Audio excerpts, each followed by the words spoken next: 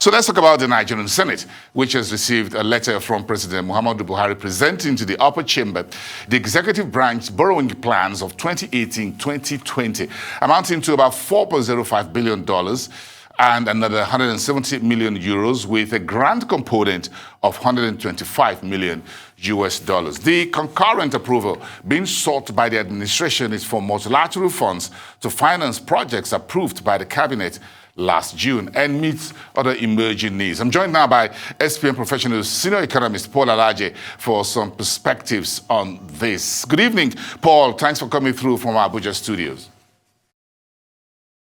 Yeah, good evening, and thank you so very much for having me. Thank you so much, Paul. What do you make of this multi-billion-dollar international borrowing request to the Senate? It was 2018-2020, but now the money has to come through. Well, quite a number of thoughts came to mind. First of all, is that perhaps authority wants to use some of the money being requested for to increase financing of some infrastructure as well as recurrent expenditure. And if you wait a moment, I would need to explain that. When you look at what the rules are and how debt service is taking a lot in terms of revenue, as of last year, 2020, government did approximately 54% to service of revenue to service debt. So if we say that we are borrowing more money, and of course we truly need funds for infrastructure, because we have seen quite a number of areas where funds are needed. But should these monies be coming either as bilateral, multilateral, or commercial loans? And Nigeria have to spend so much, not only to service, but because of exchange rate risk. So for me, it's important for us to find alternative to borrowing. The new submission by the president to the Senate via the office of the president of Senate is at best disturbing and worrisome. If I must explain, there are three cardinal points Economist says should be considered before a country if a country wants to know if such should continue borrowing or should stop borrowing or rethink the position. The first one is, what is debt to GDP? Debt to GDP in Nigeria is currently less than 40%. And if you are within that corridor, it's not bad at all. But that is not the only condition. That is one out of three.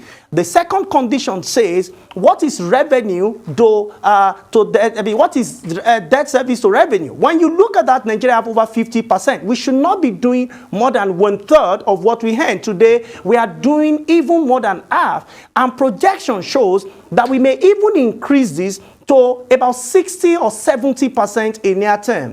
When you now consider the last condition, which is the most significant and most important, what is the question? The question is, what is the impact of debt on the economy? Debt has grown in the last 5 years by over 20%. But when you look at how economy has grown with an average in the last 5 years of about 2%. The question is, of all these monies we have borrowed, where exactly is the impact? So we're borrowing, we need the borrowings. Paul, whether we like it or not, President Buhari has said this, we don't have enough funds locally.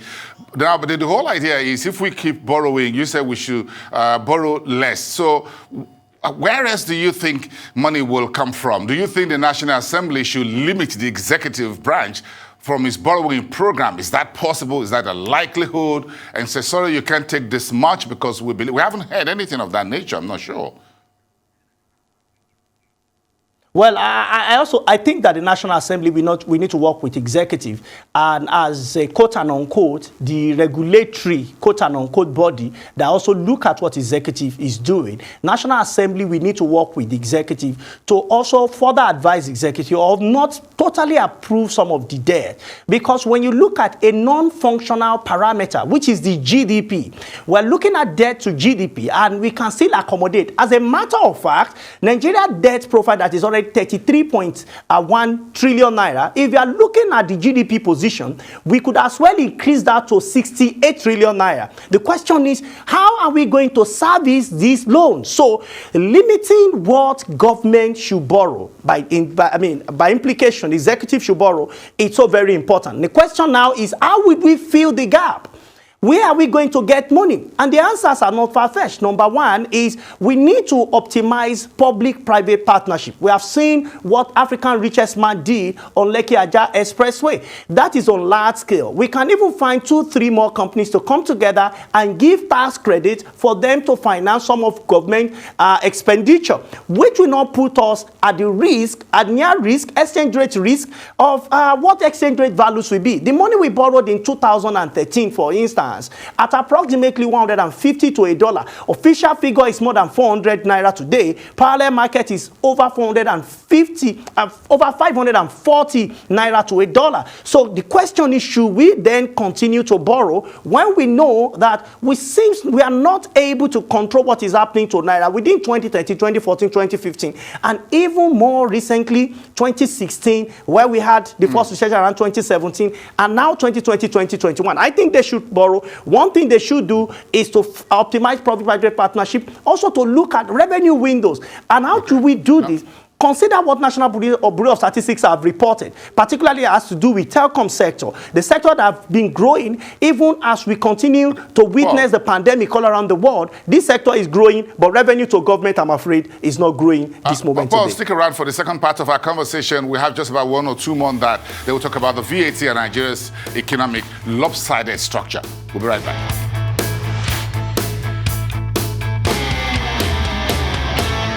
This is our exchange with me, Bosin Amafaye. The ongoing move by some state governments in Nigeria drawing up laws that will empower them to collect and pocket a bigger portion of value-added tax in their domain is a very serious economic issue.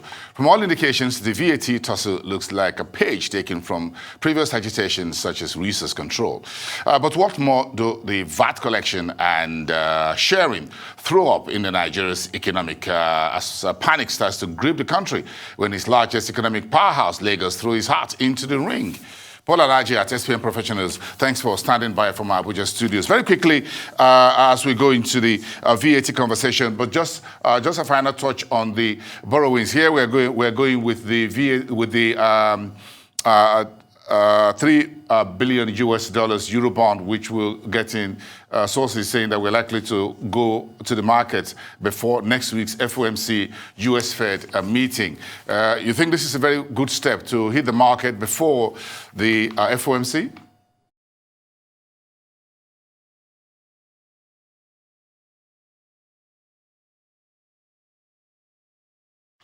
Yeah, Paul. Okay, I guess we lost Paul there momentarily. Paul Alaje, the senior economist at SPM Professionals, talking to us about Nigeria's, the President Buhari's latest letter to the Senate President asking for a concurrent approval of multilateral borrowings in dollars, in euros, and a bit from our partners. So all of this is coming through just as the Finance Ministry and the DMO looking to do about $3 billion ahead of the US Fed Central Bank's monetary policy meeting on September the 22nd. Paul, if you're back with me, I'm just asking very quickly if it's a wise decision, good decision to just hit the market very quickly before the US Fed. No one is sure how the Fed will decide. I think it's very important for us to quickly get into the market, because if it affects rates, it may end up affecting what the rate will be for Nigeria. And remember that this is not it's a commercial loan, which means, of course, it's going to respond to what rate will be. So I think it's important for us to quickly get into the market just before the US Fed. Okay, let's thank you so much on that. Let's talk about the VAT. Beyond the legal tussle, the political optics, what does the VAT collection and sharing formula reveal about the structural weakness of the Nigerian economy? I think the whole idea is all about, the whole tussle is about the sharing, rather less about the collection, really. Does it look that to you? Well, I also think it's about sharing, but you know, who collects, we have the power to share. In a case where in 2019 or 2020, I beg your pardon, Lagos State contributed approximately 25% of the GDP. According to the former Minister of Finance, Mrs. Kemi Adeosun, she revealed that in 2017, 5 states, which include Lagos, Abuja, FCT, and Port Harcourt, with 2 other states, contributed 80%. I beg your pardon, 6 states, 80% of the entire fund that we got in VAT. Meanwhile, the remaining 30 states contributed only 20%. The question is, if states are contributing as much, why are they getting as less as they are getting this moment today? So states have said they want to collect more. But before VAT, what did we have? We have sales tax, where states and the Federal Capital Territory had right for collection until 1993, that law was abolished through a decree, and we now have what we call the value added tax. As we speak, I haven't checked what the Constitution said about it. It's not particularly clear as to who can collect. So we cannot talk about sharing without first speaking about who we collect what. But that does not mean that the federal government does not have role, even if Lagos State, Rivers State, and so on says they want to collect. The VAT is divided into 3 components. We have import, we have foreign, non-import, and we also have local. And if you look at the figure, for 2020, for import, we had 348 billion naira that was collected by federal government through FIRS. We also have, for foreign and non-import VAT, we have 420 billion, and local was 763 billion naira. This is so very important, because even if states says they want to collect and share, the truth is that some states that are weak in terms of structure, in terms of collection, and in terms of IGR, they will definitely be affected. But that does not mean that all is well with states like Lagos and Port Harcourt. But what does this... so here we are with about 5 or 6 state governments in Nigeria, so powerful, while many others among the 36, about 30, are weak. So what does that really mean for Nigeria's overall development if we look at just 6 out of 36? That's not a winning number, if you ask me. No, it's not a winning number. It's because the foundation was destroyed ab initio. When states were created because of feelings, because of the military head felt, or military committees felt that they should create state for some areas or some persons, without looking at what we sustain states. Right now, we're in a democracy where sustainability of states becomes more important. And those who have been helping the entire federation are saying, our hands are getting weaker. We need to help ourselves this moment today. For me, I think we might need to get to that point where we need to start having conversation as to, do we really need to have states that are financially incapacitated, that are unable to finance their own budget, that we perpetually wait on federal government before they can have what's been said, Paul, is that everybody's got something in its domain. You can go to any state in Nigeria, whether you get in agriculture, you're going to get mineral resources on the ground, over the ground, everywhere. So everybody's got something to bring to the table. Do you think it's time for the National Assembly to review this, the economic and financial viability or the going concern status of the 36 states? Or is it just a function that you see this as a major resource control issue that will go very deep into the whole structure of the economy or the country itself? Well, I think it's important for the National Assembly, again, we are with the National Assembly, to have a review, and I'm happy Constitution review is going on, to have a review as it has to do with Nigeria finances as well as Nigeria economy. And what should this review be about? Research that is available shows that there is no major state in Nigeria, apart from the 5, if you ask me, that does not have one agri produce or the other that is well enough to sustain that state in terms of what they will spend in recurrent expenditure. But leave that alone. Look at again what National Bureau of Statistics has been reporting as to what is available within states and what these states should do in time, and what they think the state should do. But unfortunately, I think those who are chief executive might not have been looking at the numbers and be finding opportunities in all of this. For me and for our organization, we feel that all the 36 states of the Federation and the FCT can do up to 50 to 51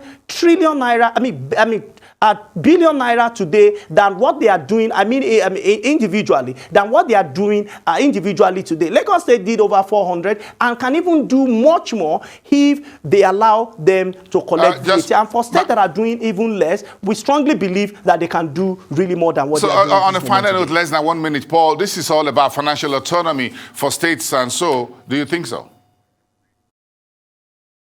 Well, I think it's about financial autonomy, and I think it's the beginning of a new thing to start with Nigeria. But before states have it, they should also free the local government from the shackles that they have, because today, when we talk about financial autonomy, federal government is saying release the local government in your domain so that they can be financially free, and the real poor Nigerians that local government are closer to will be free in the hands of state. The same thing should happen between federal government and state government, so that we can see how we can promote efficiency. When people come to the center with begging bowls that leak, unfortunately, they will continue to be hungry without finding work to do. But it's time to have more than one Lagos in the Federal Republic of Nigeria.